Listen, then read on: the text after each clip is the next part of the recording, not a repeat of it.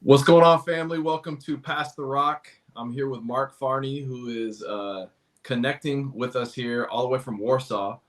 And the mission of what we're doing with the Pass the Rock project is to inspire faith in athletes through hearing stories of how God has used sports to teach us more about Him and more about our faith.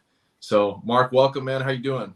I'm doing good, man. Good to be with you, bro. Yeah, this is cool being all the way over here and getting to hang a little bit. So, Let's go, yeah. man. And what brings you all the way to Warsaw? So my wife Tiff, is speaking at a conference out here. So, yeah, she just got done speaking in front of like 1,000 people. She's a total boss. So it's cool to watch her do that, man. So now we're just hanging out. So, Awesome. um, Awesome, man. I hope that goes great. She's your wife is definitely a spark plug, man. She's a light, and I know she's being used by God to impact people over there. So yeah, usually, where's home for you? Where do you call home? Seattle. Let's go, Yes, sir. man. Seattle, man. Awesome. And what do you do right now? What's life like for you right now? Yeah, so I work as a minister for Seattle Church of Christ. Been doing that for about 5 years. Um, Currently working with the campus ministry, so college kids. Man, I hang out with college kids all day, every day. Yeah, and loving it. So yeah, really enjoying it too. So Let's go, man. Yeah. So if you're in Seattle and you're at UW and you go on campus, what's the name of the court there? I'm not sure. I can't remember. I think it's Chase Anderson. He's a guy from Bellevue. They named the court after him when he Oh, passed really? away at UW, the Okay. outdoor court. But other than Okay. that, we played the IMA where we played. All right. So either whether it's Chase Anderson's court or the IMA, look out for Mark. He'll be the jacked dude running the court like Michael Cooper in the 80s. But yeah, so Mark, he has played many sports. He played college football at the University of Washington, and he's also done a lot of other training, including Ironman training. And so, Mark, I just want to start by asking you about like your journey through sport. You know, how you started, what things shaped you when it came to playing sports, how you started to focus on football, maybe when you knew that was going to be dominant for the sport. And Yeah. then I'd love to hear about, what got you into Ironman training and your experiences with that. Yeah, man, happy to share. I don't know. I think it was my older sis. She was like a really good hooper. So I think I just grew up in a basketball gym, man, every weekend. And then because I had an older sibling, you like learn the skills a little faster. Mm-hmm. So I think I was like experienced a little success when I was like a little kid. And then of course you love what you're good at. So yeah, just spent my whole like childhood in a basketball gym, it felt like. And then I was like, oh, some of these cool kids are playing football. And I'm like, this seems like the new cool sport when I was in like second grade. And so I was like, Dad, I got to give it a shot. And that was back when, the Cowboys were running the show and Emmitt Okay. Smith, him. So I was like, man, I gotta get on this football thing. And when I did, yeah, fell in love, man. Just, I don't know what it was, but hitting people, tackling people. Maybe it's just like the brotherhood or whatever it was, but love football. But basketball was my thing until we got to high school. And then I realized, if you want to play in college, you got to be pretty skilled, like you, man. I realized I couldn't make that happen. Didn't make varsity my sophomore year. And I was like, you know what? Let me go back to playing football. So I played football and then realized, if you're aggressive, you can be good at football. And so I think I like hoops more, naturally, like that was what I grew up playing, but just happened to be a little better at football because it took a little less skill. So played middle linebacker. So as long as you want to tackle people, you can have a little success. So yeah, Yep. man.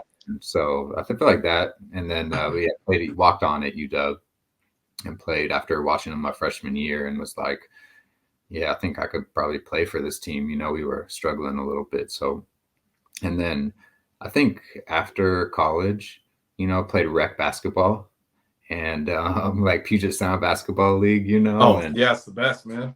yeah, man, so fun. But then I think also I was like diving on loose balls on like a Tuesday night, getting banged up and I was like, man, is this really what I'm doing right now? I'm like, there's got to be something cooler than this. I'm like, no one even cares about this stuff.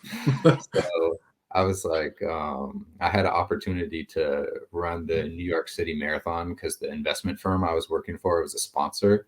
And normally Mhm. you have to like train like crazy, like run a ridiculous time to qualify for it.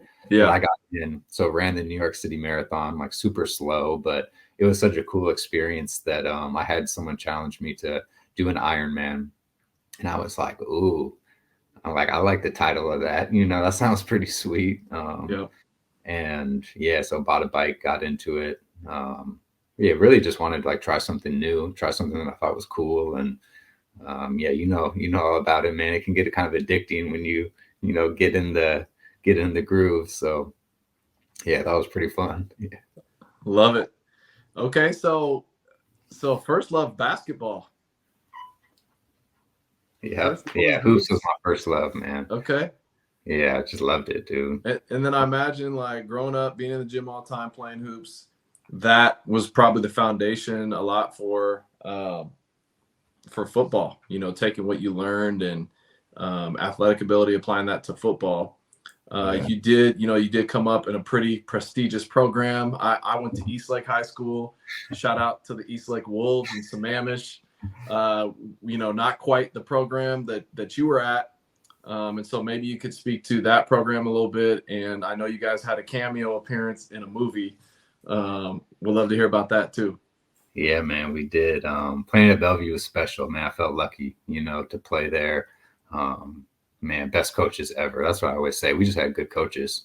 That's why we were the best team, So it's amazing how much of a difference that makes. It's just a blessing to be able to play with that. We took it so serious.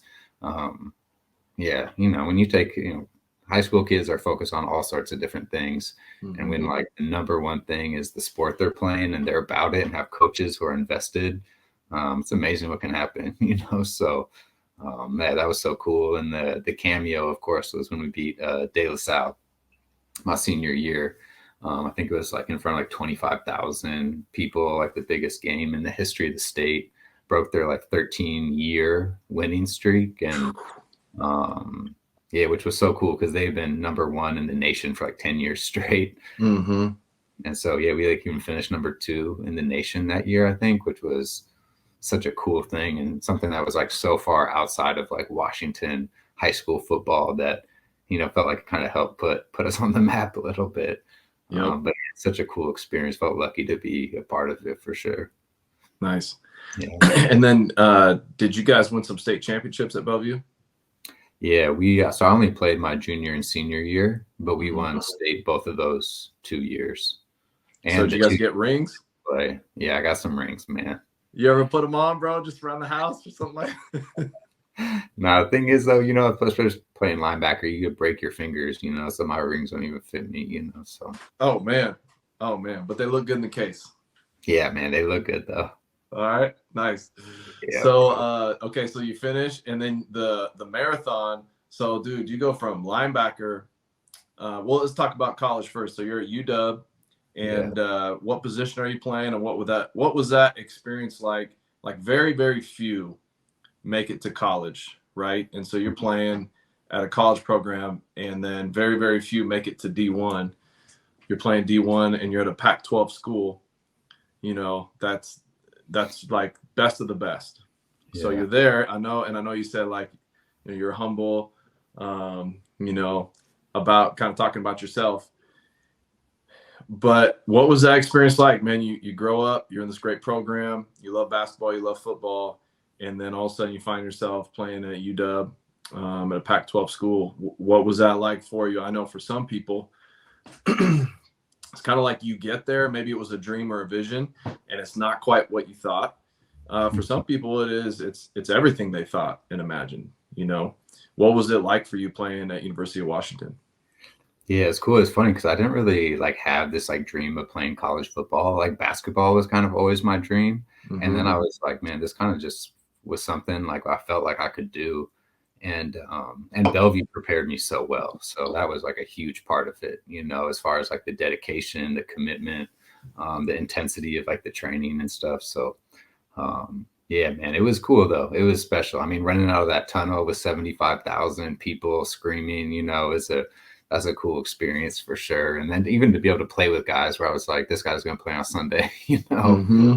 they ended up playing on Sunday. I think just like being a part of that is, I mean, definitely cool. I think that was even like one of the spring games where I got to like play middle linebacker in the spring game, and my parents came. That was probably like the highlight of like my college experience. And just, yeah, it's cool to be some part of something that people revere so much. And yeah, people like definitely thought I was like cool because of it, which Mm-hmm. is, I mean, for me at that time was what I appreciated about it. I just wanted people to think I was cool. So I Yeah. think that was kind of like where my heart was at the time. And looking back on it, though, it's definitely, those memories are special.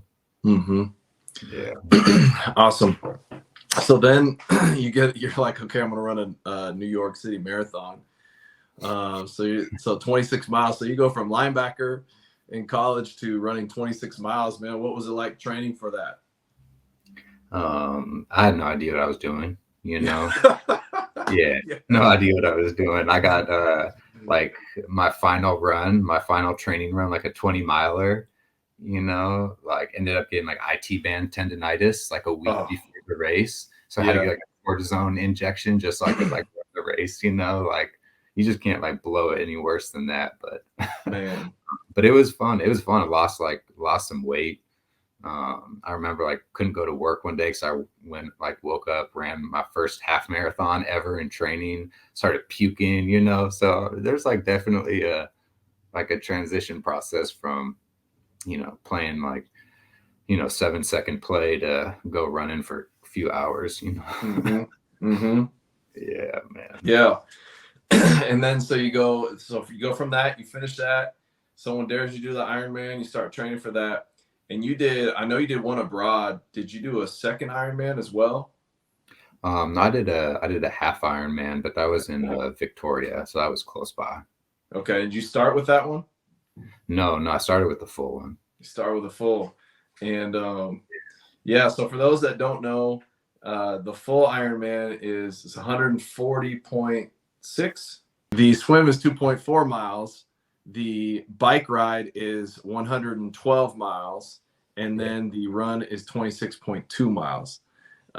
So it's like grueling. And so you go from marathon to that, and you did that abroad. Yeah. What was that experience like for you? Yeah, at the time, it was probably like a highlight of my life.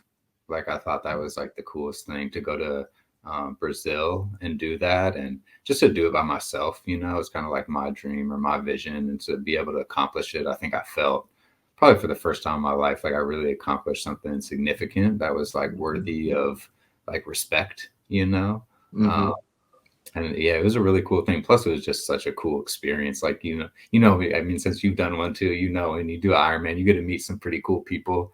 Oh Um, yeah. it's not kind of the average people who do that kind of stuff. So that was an awesome experience. Brazil was incredible too. Had a friend who actually played football with at UW come down and travel with me. And that was so fun hanging out with him as well. So this is such a cool experience, man. Brazil is awesome as well. Haven't been back since, but definitely want to. Yeah.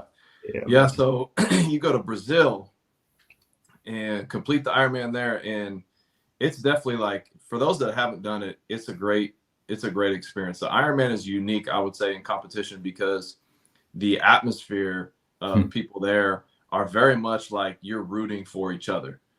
Yeah, It's like a positive, optimistic atmosphere, yeah, not as cutthroat as some events or competitions. So that's awesome. That whole experience and completing that, that's also a worry in your mind is, I think, as an athlete, like, am I going to finish? Am I going to complete it? And finishing the race, so cool, man. So obviously you're an athletic dude. What about your faith? Like what is a spiritually defining moment for you? man. When did that happen? What did that look like? Well, I feel like there were a couple. Mm-hmm. I mean, one major one, but some things like leading up to that, I think when I was 21, I was shot in the stomach when I was a bouncer at a nightclub. I think that had like real small chance of survival. Mm. Uh, yeah, kind of a rough physical experience. Wow. And after that, there was something that just started to point me towards God. Like, God is real. I'm lucky to be here. Maybe he's actually involved in my life. Maybe he's Mm. trying to do something. I think I just had those feelings, had no idea what to do with them, but other than like read some Psalms and some Proverbs and go to church. you know? And then I Can I think, ask you about that, bro? yeah. It's because I knew that story. Like you told me that, for people watching, like, yeah, Mark just said he was 21 and got shot outside of a nightclub. You know, man, was that, did that happen overnight? Or was it like the second you got shot?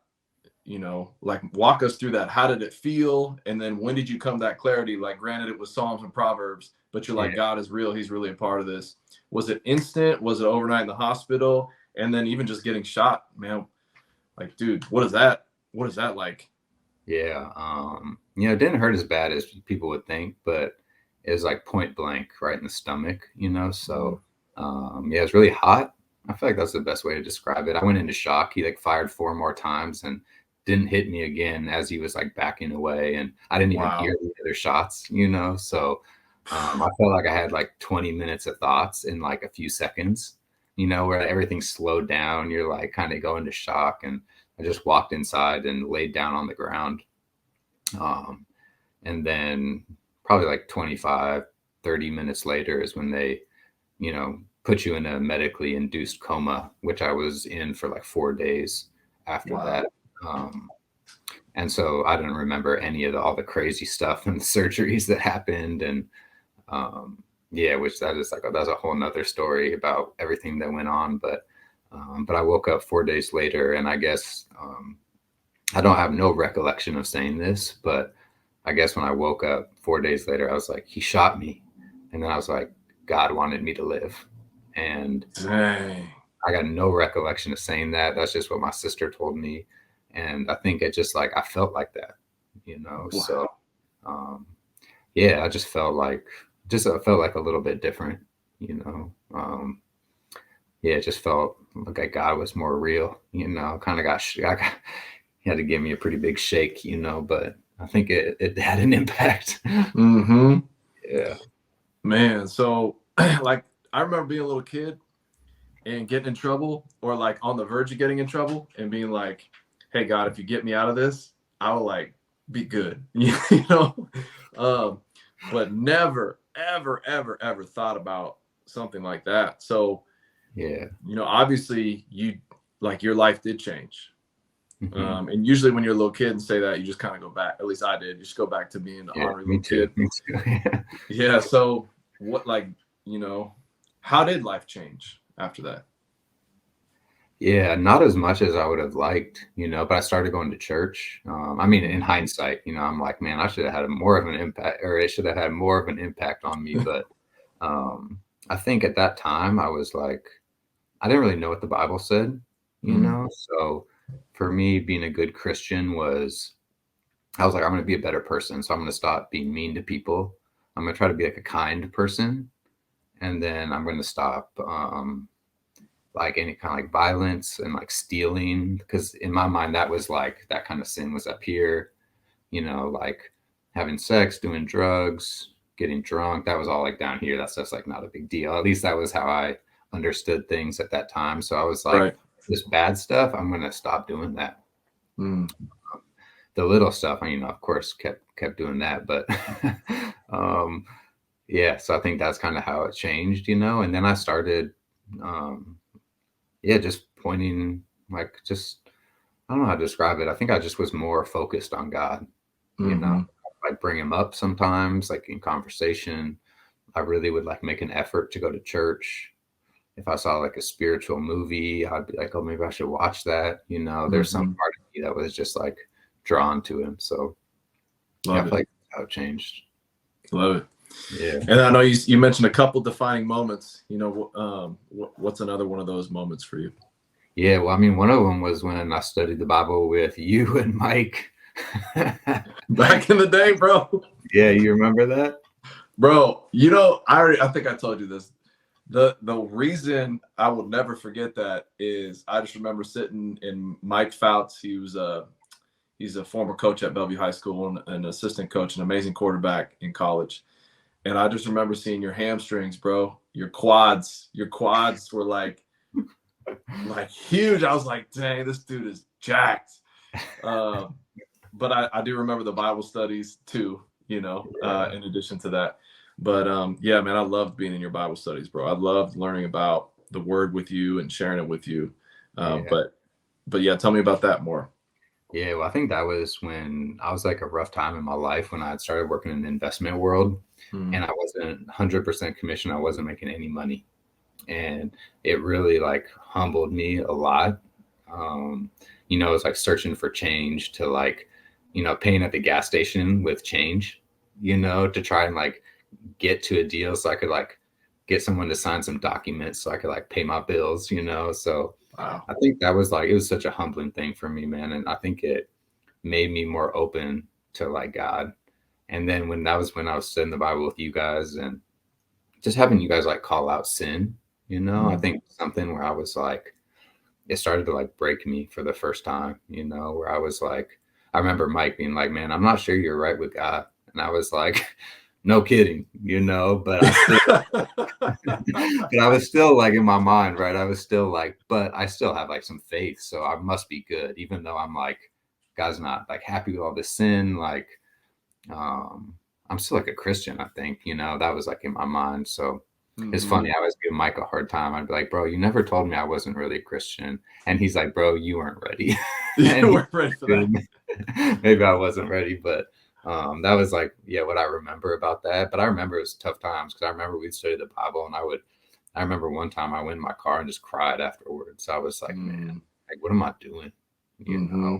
So I think that was like a turning point too, where I think I like really softened my heart a lot. And then even when I started having some success in life, and a lot of that like humility kind of went away. I think that that like some of those convictions or some of these like thoughts that like maybe like there's something off in my life really kind of like stuck with me. So I think that was why that I would consider that like a big point in my faith. And then so yeah, I was gonna say I can relate. I can relate, man. Like when you trust somebody to teach you the Bible and you sit down for a Bible study and you start looking at scriptures and you start applying them to your life and talking about what's really going on in your life. Yeah. Those moments, and especially like the car ride home, like the car ride home, I remember I would like turn the music down and just decompress on the things that were being said and the things that I was facing in my own life. I can really relate to that. Humbling.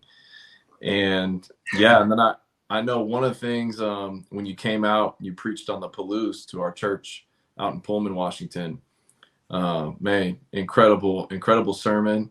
We got to play at the Rec that day, or the day before. We got to play at the Rec, got to play some ball, and then you came and you preached on that Sunday morning. And man, you showed this picture, and it was amazing visual of the picture and then the context. And so, do you mind speaking to that? Yeah, man. I feel like you always want me to talk about this. You might never want It's so good. It's so good, man. Yeah. So I found this picture on Instagram and it was this dude like hanging off a cliff with this like insane background of like downtown Rio, like the ocean. It was just the craziest picture I'd ever seen in my life. And so I always like had that in my mind, like I want to like, that's pretty cool. And then when we went there, it's only like 45 minutes outside Rio. So my friend and I, Linus, climbed it and we found the spot where you can hang off. And it looks like there's like 1,000 feet below you. It's not nearly that far. Like it would have been bad if I would have fell, but I wouldn't have died probably. Okay. Um, and so, yeah, I hung off it with one hand, with like this crazy picture. And yeah, I got like a ton of love for it, like on social media, definitely had me like pumped up. I was like, I'm pretty cool. That was kind of, um, yeah, kind of like that point I shared with you where I was like, this is like the highlight of my life, where I was like, I finally made it, or that was kind of how I was feeling at that time. Mostly just because I was getting a lot of love from people for that stuff. And yeah, but I think that was also the time when I was really like the most fragile. I was like the most concerned with like what people thought about me. Um, Always like trying to build up this image, like for myself, and how do people view me rather than like who am I really, like at my core? Like what do I do when no one's looking, Mm-hmm. that kind of thing. So yeah, I think that was I was like, I would joke around that it like in hindsight after becoming a Christian that I'm like, hanging on to my old life there, hanging on to the world like that. Yeah, because I think I really hadn't like ever truly trusted God with anything that was like tough. I never actually expressed faith before in my life other than going to church for an hour on Sunday. And we know that takes no faith pretty much, so yeah, so I think that's kind of why that picture, is significant, because it kind of symbolizes to me like um, caring what the world thinks instead of caring what God thinks. It symbolizes me being consumed with myself and how people see me, trying to be the man, all that kind of stuff, So Yeah. yeah. Yeah, I love that story, bro. Don't stop telling that story, man. It's so symbolic to me, like you just said. I think of social media in general, where we can put a certain image of ourselves, and it can be popular, and then underneath it, the context is, we don't feel that way, or we feel empty. Um, and then also, just from a sports standpoint, like sometimes you ball out and you look really good, and underneath it, you don't feel filled up, you know. And so, yeah, I love that image. And then, are there any? I didn't want to cut you off on defining moments. Any others that you wanted to share about? Oh yeah, I mean, then the last one was when I actually finally became a Christian. I Talk think, about that. yeah. Well, I mean, I think that idea of becoming a Christian, is like, a lot of people like say they're Christians, and again, I'm not the judge, but the scriptures speak pretty loudly on it, so I just try to let those speak, Mm-hmm. Um, but I think, yeah, when someone studied the Bible with me, is a guy who worked at this investment firm with me. Yeah, man, he challenged me. I mean, it came to fruition when I was at my friend's house smoking weed, sitting in a circle, and I was like, dude, I don't think I'm going to heaven. Wow. And and they're kind of like, whoa, like, where is this coming from, man? Like, why are you bringing this up? But it was like that on my heart where I was like, that's such a big change, if you like, I think like I'm a pretty good person, I'm going to heaven, to being like, no, Mm-hmm. that's a pretty big, that's kind of weighty, And so I think, yeah, when I realized that, because I think the scriptures spoke pretty straightforward and pretty like loudly in my life that actually was the truth, Yeah. you can't like unsee that stuff. So um, yeah, man, I think and then I was like, okay, I'm not a disciple, I'm not a Christian, but I can be one. Yeah.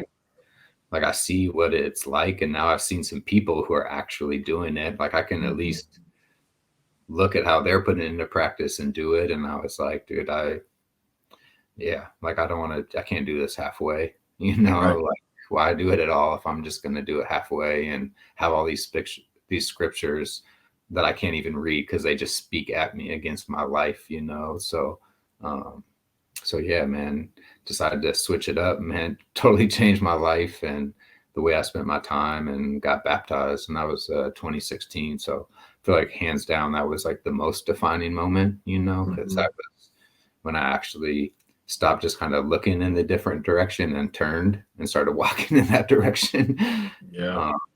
So yeah, for sure, the defining moment. Love it.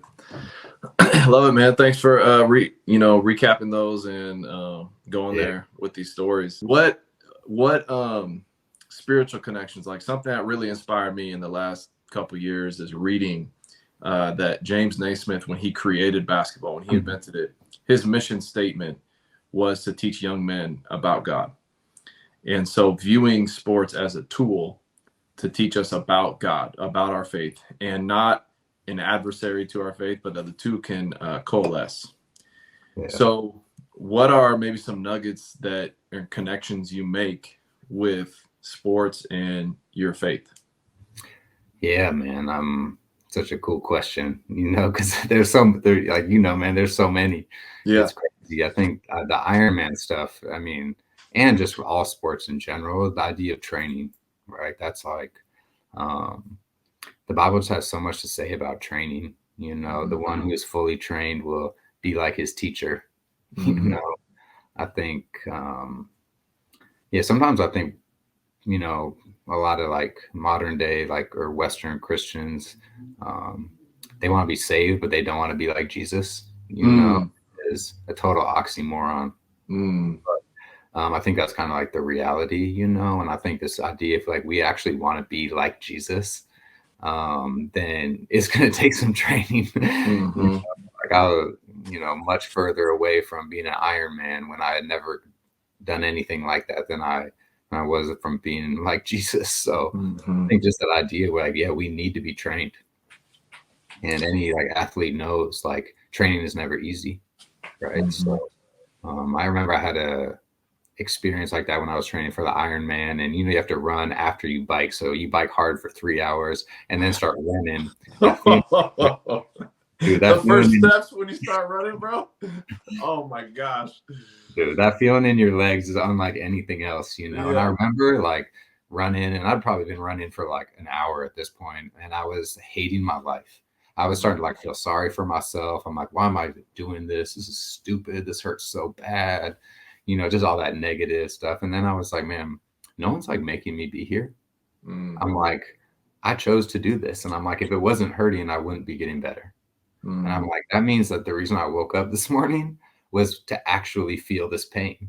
And yet now that I'm feeling it, I'm all upset and like hurt and, about it. I was like, this makes no sense. I'm like, I'm deceiving myself. Like I'm fooled right now. And so I think that was kind of like a eye-opening experience, to like try to learn to love the pain a little bit. And it's funny, it's easier in sports than it is in your faith, at least in my opinion. Because when you go through hard stuff in life, it's hard to be like, oh yeah, right, consider it pure joy, my brothers, when you face trials of all. It's like, man, but it's true, it's making us more like Jesus if we like handle it faithfully. And so I think that's right, those scriptures in like Romans 5 about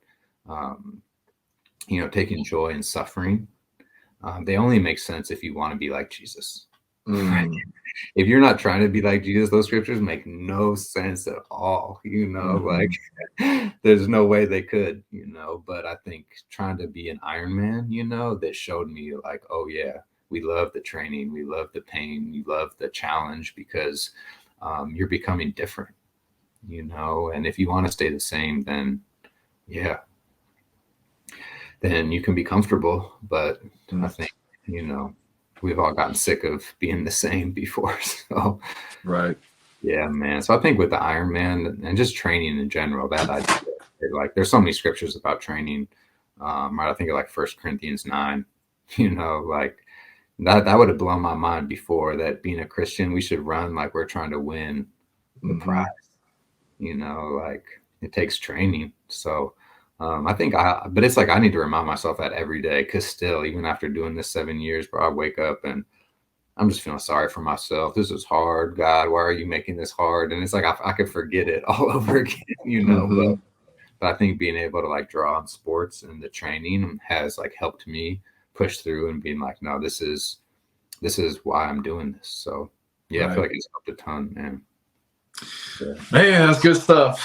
There's a lot in there. Yeah.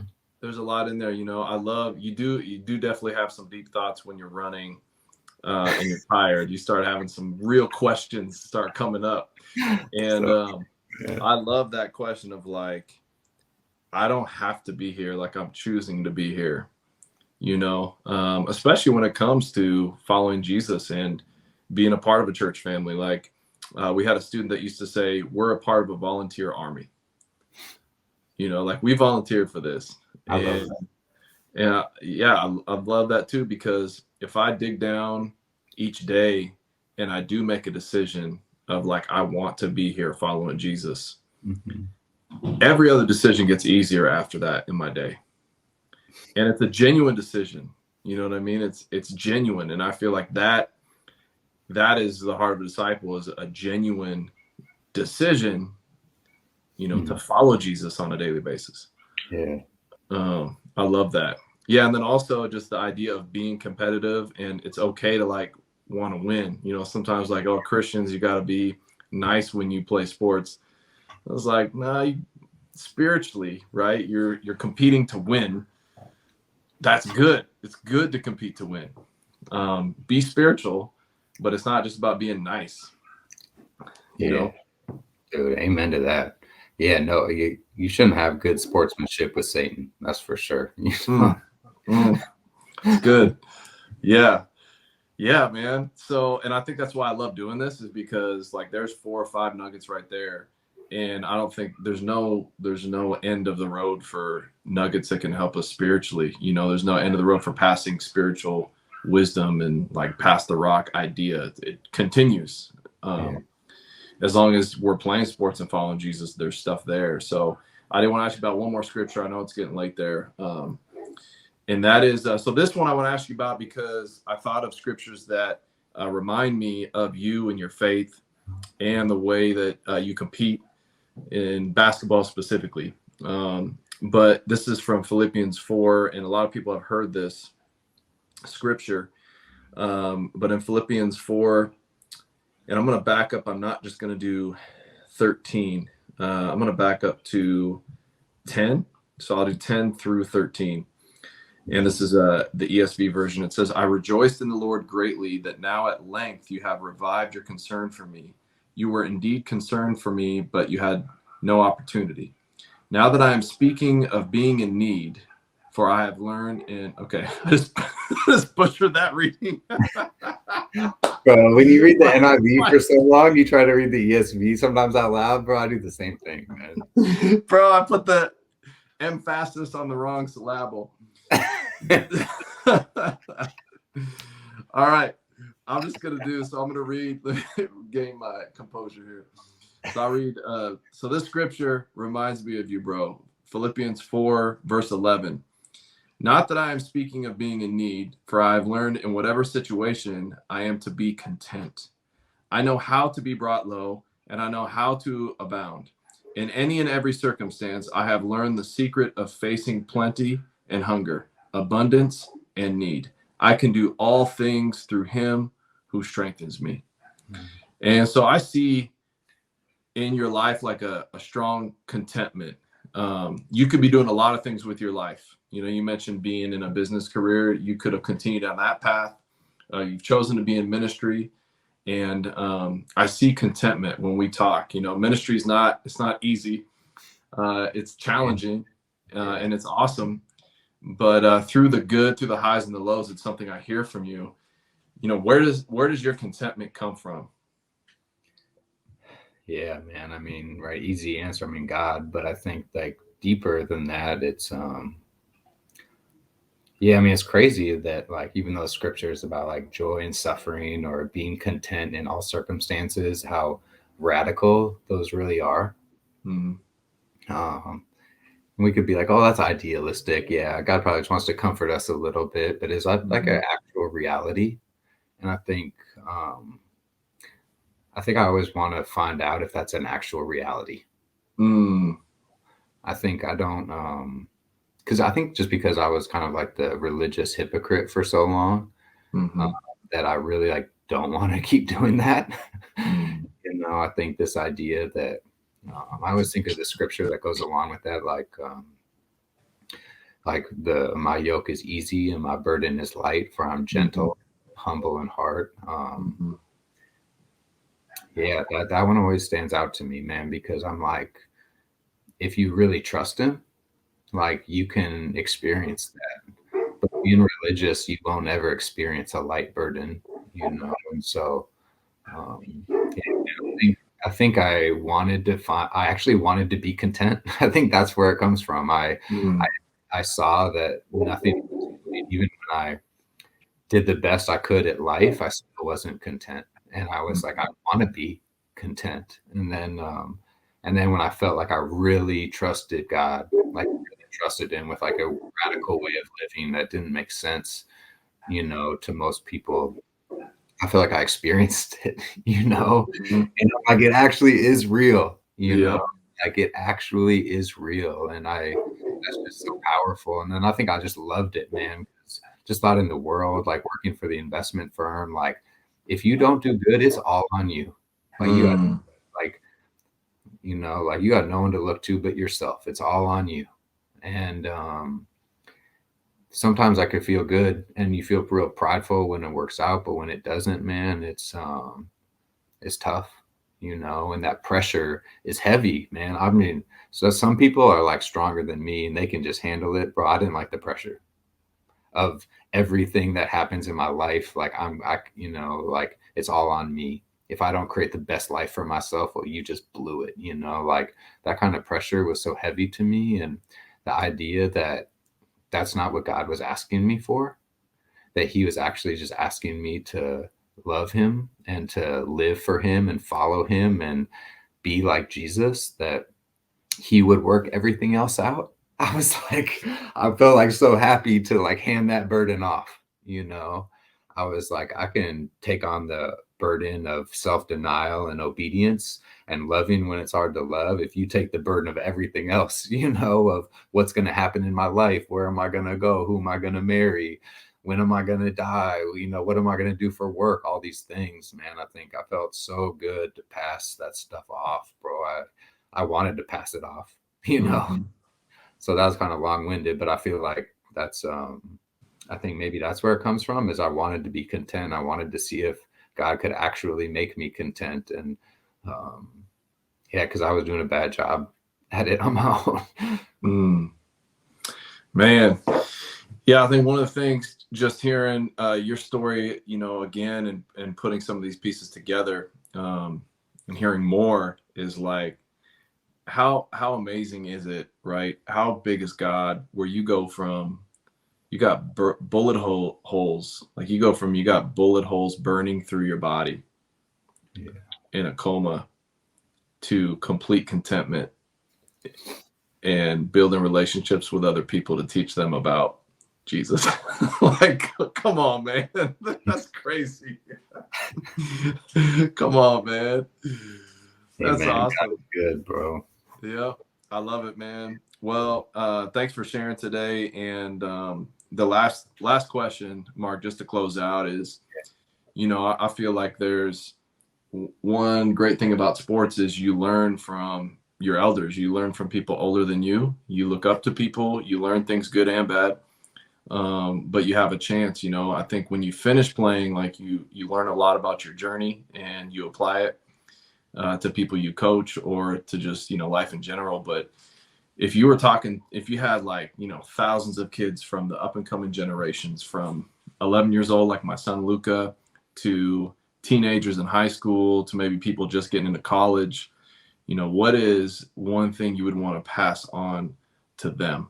You know, what's one final thought that you would want to pass on to them? Yeah, man. I mean, like pretty simple. Like there's no team like Team Jesus, you know. I think that's like, there's nothing worth fighting for. Like sports is awesome. It can teach you so much.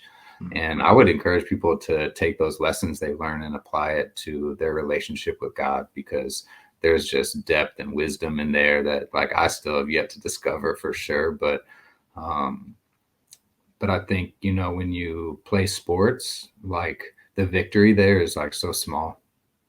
It just is, you know. And I think God is calling us to to play a different sport, to fight a different fight, you know, one that is like real, changes people's lives, changes generations, changes people's like eternal destinations, and changes you, you know.